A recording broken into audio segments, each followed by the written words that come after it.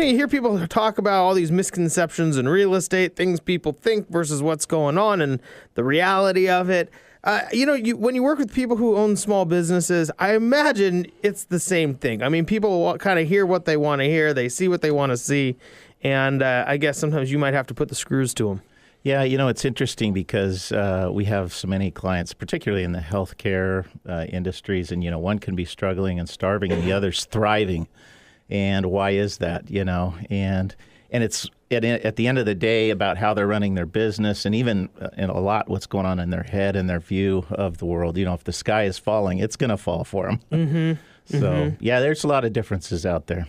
When you start, I guess when you just start looking at, you work with an accounting firm. Accounting firms deal, primarily with numbers. Right. And I think a lot of people maybe don't even understand what numbers they should be looking at, maybe some people do, some people don't. Right. What are you doing specifically, I guess, to help business owners prepare for what they should be looking at, maybe help them understand what truly is going on or isn't going on in their business? Mm-hmm. That's a great question. First of all, I think a lot of people think of accountants and CPAs as we do primarily their taxes, and so we give them the bad news on April 15th or March 15th for many businesses anyways, and then we give them financial statements, but in fact, there's quite a bit of additional work that we can do that actually is of greater value to the entrepreneur. And, like you talked about earlier, the economy is a regional type of a thing. Well, a lot of people think of Amazon and Microsoft and Boeing as the big, drivers of the economy here locally. But in fact, locally, probably small business drives the economy more than these large companies. Certainly, there's a trickle-down effect from the large companies. But at the end of the day, when you have in this country, there are at least 27 million small businesses in the country. That is a huge economic effect to our country. And what you see over and over again is some trends. And what we like to do is tie into some of those trends and use them as benchmarks. So I call it, just kind of financial benchmarking and establishing some key performance indicators depending on the industry that you work in. Mm-hmm. That's useful to them because they can see how they're doing against competitors either at their sales level or in their geography and particularly in their industry. So we look first in their industry to see if there's some data on them in their industry, like what typical sales are, what their cost of sales look like, how many people they typically employ to do the different kinds of activities, what the percentage of expenses are by category, those types of things. And then we might, again, as I said, further break it down into geography or company size. And so as you start to go through this with people, I guess, my first question really is, why is it so important? Well, I'll give you a great example. I was working with a guy on the East Coast just the other day, and he asked me to look at a trucking company with him, and we were looking at it and found that in that industry, and I don't do a lot with trucking companies, but I just know the process. Sure. And as we were looking at the benchmarks for this trucking company against other trucking companies, we found that their cost of services was dramatically higher than the data we had on competitors. Just hugely different. What they were charging their customers? No, what their cost of providing services to their customers was. And so immediately you go, are we not charging enough or are our expenses too high? And in this case, the owner came back and said, well, that's not a fair comparison because of some of their labor costs are all in their cost of services, where mine isn't all in the cost of services. Some is in a different category. So we combined that and we still had a huge difference. Well, as you break it down, we found out his fuel costs were dramatically higher than the competition. And as you evaluate that, then, after some research and analysis and some of the tools that we have access to, we found out that his competition was actually buying fuel through associations. Isn't that interesting? So it gave them a competitive advantage to him. So it began the impetus for change and not only saving the owner money, but making him additional revenue so that he could then reinvest that in his business. That's a great example of how that might be used by a business owner. So in some ways, these numbers allow you to get a little bit more granular with your entire business and then determine where you're maybe spending or not spending money.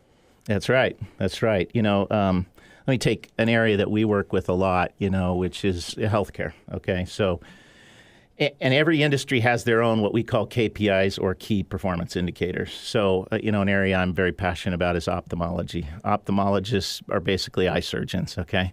And if you look at some of their... It's a very interesting thing to be passionate about. I know. Well, my wife works for an ophthalmologist, okay. and we have so many clients in the healthcare profession that it's interesting to see what the different key performance indicators are.